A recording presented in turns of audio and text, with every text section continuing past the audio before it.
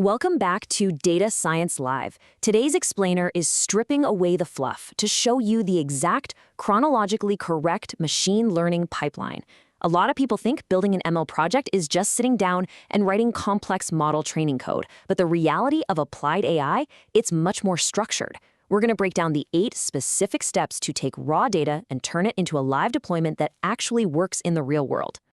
Now, you might build a model on your laptop that hits 99% accuracy.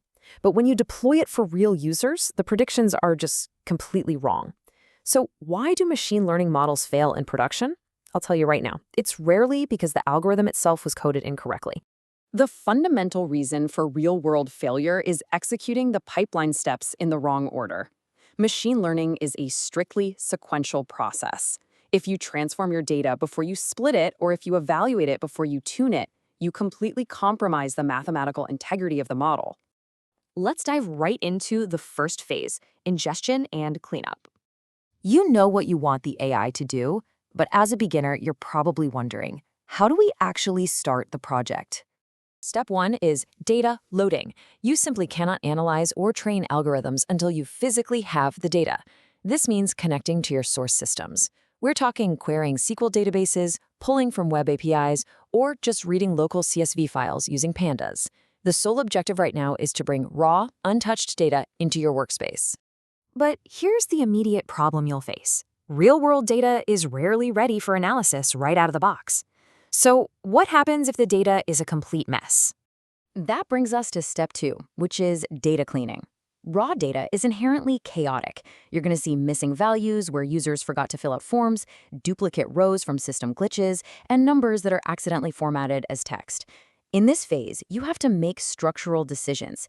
Do you drop rows with missing data, or do you fill them in with averages?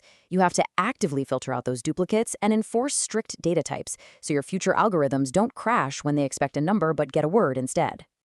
Moving on to the next phase, discovery and protection. Just having an organized spreadsheet doesn't automatically reveal its secrets. So, now that the data is clean, what does it actually mean? How do all these variables interact with each other? Step 3 is exploratory data analysis, or EDA. This is where you rely on graphs and statistics to really understand the shape of your information. You'll plot histograms to visualize how data is distributed, and you'll build correlation heat maps to see which variables heavily influence each other. And here's a crucial tip. EDA and data cleaning actually operate in a continuous loop. Your visual analysis will often uncover hidden anomalies or extreme outliers, which then forces you to go back and clean the data even further. Okay, so before we engineer this data for an algorithm, we have to address a critical vulnerability. How do we ensure the model doesn't cheat during the learning process? Enter step 4, data splitting. Pay attention, because this is the most common point of failure for beginners. Before you do anything else, you must divide your data into an 80% training set and a 20% test set. You lock away that 20% test set, and you do not touch it until the very end. The specific reason we hit the brakes and split the data right now is to prevent data leakage. Data leakage happens when a model accidentally glimpses information from the test set during the training phase. If you perform advanced mathematical transformations on your entire dataset before you split it, information from the test data literally leaks into the training data. The model just ends up memorizing the answers rather than actually learning the patterns. Splitting early keeps your evaluation honest. It ensures your model isn't just predicting the past. That takes us into transformation and learning. Algorithms are just mathematical equations. They can't intuitively understand human concepts. So the logical next question is, how do we prepare and shape the raw data so that machine learning models can actually process and learn from it effectively? Step 5 is feature engineering. This is where you transform raw variables into powerful inputs. For example, if your raw data gives you distance and time, an algorithm has to work pretty hard to figure out their relationship. But mathematically combining them into a brand new feature called speed provides a much stronger signal. This step also covers scaling your numbers and converting text into numerical codes. Now we've reached the stage most people incorrectly assume is the entire project. How do we actually train the AI and tune it for maximum performance? Step 6 is model fitting and hyperparameter tuning. You take your engineered training data and feed it into machine learning algorithms. That could be linear regression for simpler tasks, or maybe random forests and neural networks for more complex patterns. Once the model learns the basic underlying patterns, you do hyperparameter tuning. Think of this like turning the dials on a physical machine. You might adjust the depth of a decision tree or change the learning rate of a neural network just to squeeze out the absolute best accuracy possible, without overfitting. Finally, we reach proof and production. So, you have a model that performs well on the data it was trained on, but honestly, that proves very little.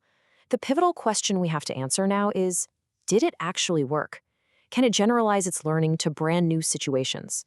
Step 7 is evaluation. This is exactly where we unlock that 20% test set we hid away back in step 4. We ask the model to make predictions on this unseen data, and we measure its success using evaluation metrics. Depending on your specific goal, you might look at straightforward accuracy, or more nuanced metrics like precision, recall, or root mean squared error. The crucial takeaway here is that this acts as a feedback loop. If the numbers are terrible, you don't just tweak the algorithm. Usually you have to go all the way back to exploratory data analysis and feature engineering to find a better signal in your raw data.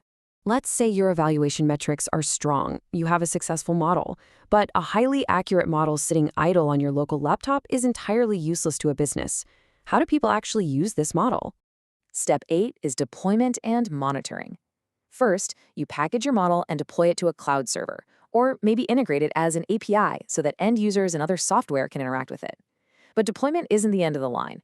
Real-world data is highly dynamic. Consumer behavior changes, economic conditions shift.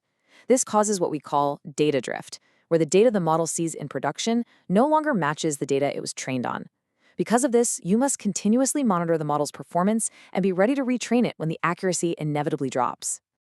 We have covered the precise journey from data loading all the way to deployment. Building effective AI requires strict adherence to this sequence.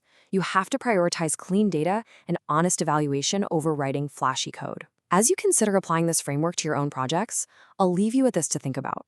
Given that the actual modeling code is just a small fraction of the work, which step of this pipeline do you think is actually the hardest